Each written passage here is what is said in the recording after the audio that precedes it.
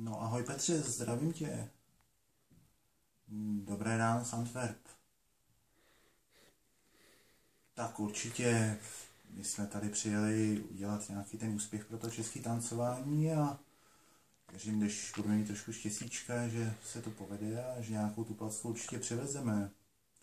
Víš co, bude to strašně těžký, protože jsou tady Francouzi a ty chtějí vyhrát a jsou tady Rusáci a ty chtějí taky vyhrát a Němci taky a Španělové a Češi chtějí taky vyhrát, tak jak říkám, musíme dělat to svoje tancování a jezdit prostě po prdeli a pardon, jak říkám, omlouvám se.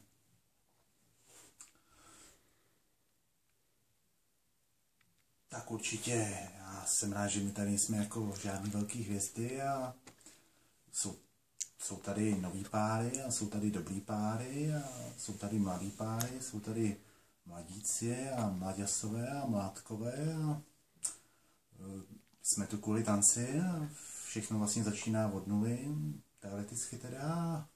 Já říkám, je to sport.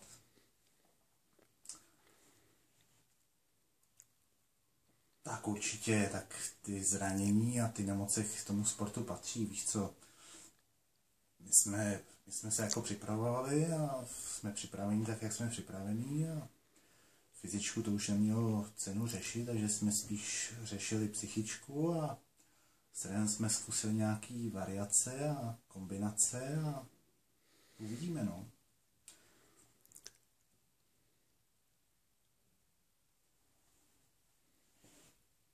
Tak víš co, já jsem se minulý rok rozloučil z reprezentací a